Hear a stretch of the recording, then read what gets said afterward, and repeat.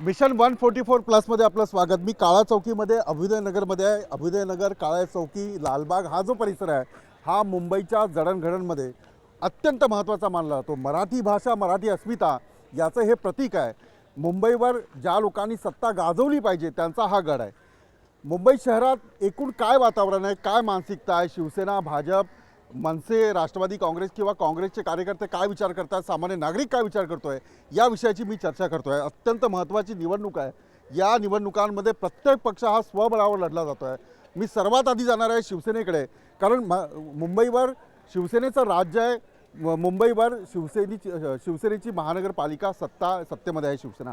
मला सांगा की मुंबईकरांकडे मतं मागताना तुम्ही कुठल्या मुद्द्यावर मतं मागता? मराठीच्या मुंबईमध्ये मराठी लोक आहेत आणि मराठ्यांच्या अशा हिंदू मराठी विकासाच्या आणि विकास शिवसेनेचं पहिलं म्हणजे 80% समाजकारण 20% राजकारण ह्या मुद्द्यावर आणि मराठीच्या मुद्द्यावरती शिवसेना मत मागते। 80% समाजकारण आणि 20% राजकारण। जर मुंबईकरांनी तुम्हाला प्रश्न विचारला की मुंबई व्यवस्थित आहे का, मुंबई चांगलं शहर आहे का, तर तुम्ही काय उत्तर द्याल? अर्थातच गेली 15 वर्ष मुंबई महानगरपालिकेवर शिवसेना भाजपची सत्ता आहे आणि आम्ही काम केलं 15 वर्ष, म्हणूनच मुंबईकरांनी आम्हाला पुन्हा पुन्हा सत्तेत देऊन दिलेल्या आहेत। आज मुंबईमध्ये ज्या यंत्रणा आहे, मुंबई महानगरपालिका ही देशातली पहिली महानगरपालिका आहे की ज्याची स्वतःची धरणं आहेत।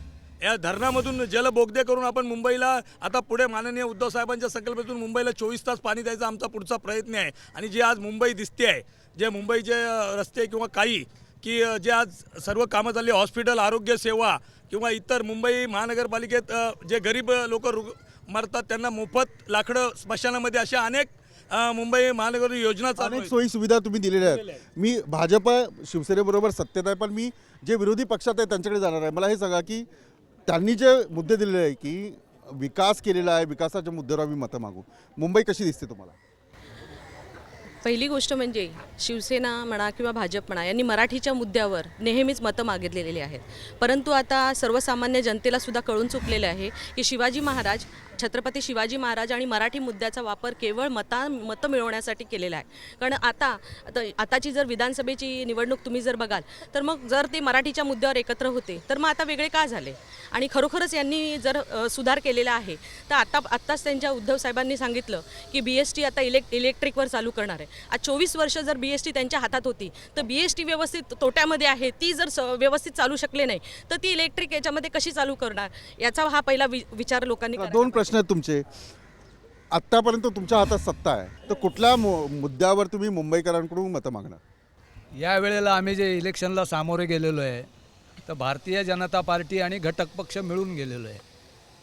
ज्या वेळेला मी मुंबईचा नागरिक आहे तर आत्ताच जसं यांनी दिलीपजींनी सांगितलं की महानगरपालिकेमध्ये जास्तीत जास्त युतीचा कारभार हा लोकाभिमुख राहिलेला आहे, पण महानगराचे जे प्रश्न राज्य शासनाशी संबंधित असतात, केंद्र शासनाशी संबंधित असतात, गेले 15 वर्ष असलेले केंद्रातलं जे आघाडीचं सरकार आहे, संयुक्त आघाडीचं, महाराष्ट्रात काँग्रेस आणि राष्ट्रवादीचं, ते केवळ हेतुपुरस्व या ठिकाणी भारतीय जनता पार्टी आणि शिवसेना या महानगरपालिकेत आहे म्हणून हे प्रश्न सगळे थंडे बॉक्सेमध्ये टाकतात। आणि याची एकदम घरचा आहेर म्हणून माननीय शरदराव पवारांनी सुद्धा मुख्यमंत्र्यांच्या हाताला लखवा झाला आहे काय, अशी प्रतिक्रिया शरदरावांनी द्यायची ही फार गंभीर स्वरूपाची बाब आहे। राहिला पुढचा प्रश्न, तुम्ही म्हणताय की तुम्ही एकला चलो रे, आमचं युतीमध्ये नाही, आम्ही याबद्दल अजिबात भाष्य करणार नाही। आम्हाला खरोखरच गेल्या 15 वर्षाच्या नातेसंबंधामुळे आज दुःख होत आहे। आतापर्यंत गेलेली कामगारांना न्याय मिळाला नाही, सचिन अहिर त्या विभागाचे मंत्री आहेत तरी सुद्धा न्याय नाही मिळाला असं त्यांचा आरोप।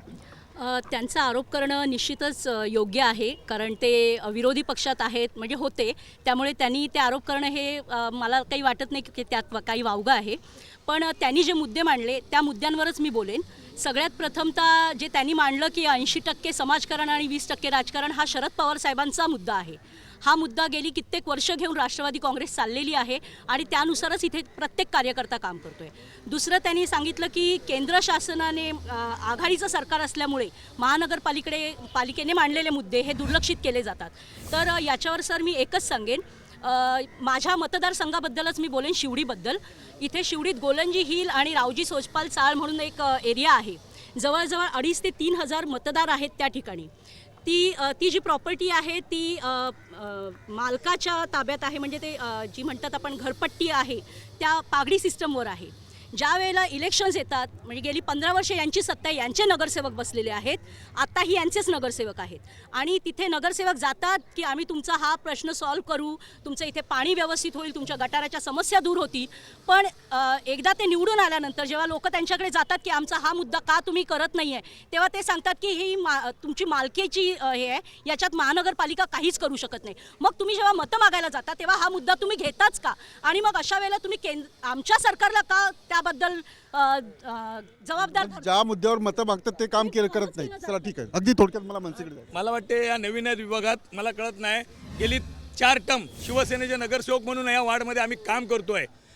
या ठिकाणी बट्टड शेडची ती प्रायव्हेट जागा आहे आणि आपल्याला माहिती आहे मुंबई महानगरपालिकेमध्ये जर प्रायव्हेट जागेत काम करायचं असेल तर त्या मालकाची NOC घ्यावी लागते. कदाचित यांच्याकडे कधी मालक LOC देत नाहीत. मालक NOC देत नाही, तरी सुद्धा आम्ही जबरदस्ती तिथे काम केलेलं आहे, जबरदस्ती. आणि सांगायचं तात्पर्य एवढं की आम्ही जबरदस्ती तिथे काम केलं लोकांसाठी आणि तिथल्या रहिवाशांना जाऊन तुम्ही विचारा, अजूनही आम्हाला मतं पडतात. म्हणजे NOC देत नसले तरी ते काम करतात. शिवसेनेची स्टाईल आहे त्या पद्धतीने काम करतात. मराठीच्या मुद्द्यावर शिवसेना मत मागणार आहे. तुमचा मुद्दा कुठला आहे? मराठीच्या मुद्द्यावर जर शिवसेना मत मागणार असेल तर या ठिकाणावरून जाणारी 44, 45 आणि 50 नंबर बस आहे. या बसमध्ये कित्येक वर्ष जनता आंदोलन करते की मराठी पाट्या लागाव्यात, मराठी बोर्ड लावावा. आजही जर आपण आता आपला प्रतिनिधी जर पाठवला तर बसवरती त्या ठिकाणी इंग्लिशमध्ये आकडा असेल, इंग्लिशमध्ये तिथलं स्टेशन असेल, कुठे जाणारी बस आहे तो संपूर्ण इंग्लिश असेल. मराठीचा उगाच पुळका घेऊन 15 वर्ष या महानगरपालिकेमध्ये ज्या वेळेला ही मंडळी काम करतायत, मराठीकडे कुठल्याही प्रकारचं लक्ष देण्याचं काम त्यांच्याकडे नाही आहे.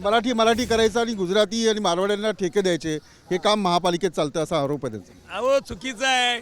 म्हणून तर गेली 15 वर्ष शिवसेनेची सत्ता आहे ना. आम्हाला तुम्ही काय शिकवता? गेली 46 वर्ष शिवसेनावरून बाळासाहेब ठाकरे यांच्यावर मराठी माणसाला नोकऱ्या कोणी लावल्या? 40 वर्षापूर्वी रिझर्व्ह बँक, औद्योगिक राष्ट्रीय बँका, पेट्रोलियम कंपन्या, एअर इंडिया. आज तुम्ही विमानात जावा, जय महाराष्ट्र बोलतात तिथल्या एअर होस्टेज. एवढे हे आत्ता नवीन आलेत हो, यांना काय माहिती आहे मराठी?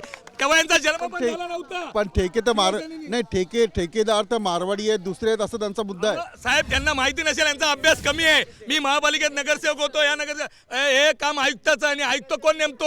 मुंबई महानगरपालिकेचा आयुक्त सरकार नेमतं. आणि मुंबई महानगरपालिकेत शिवसेनेच्या नगरसेवकांना कामं करता येऊ नये म्हणून काँग्रेसवाल्यांनी तिथे वेगवेगळे आयुक्त परपर्यंत आणून बघा. टेंडरिंग काढले, काम करू शकत नाही.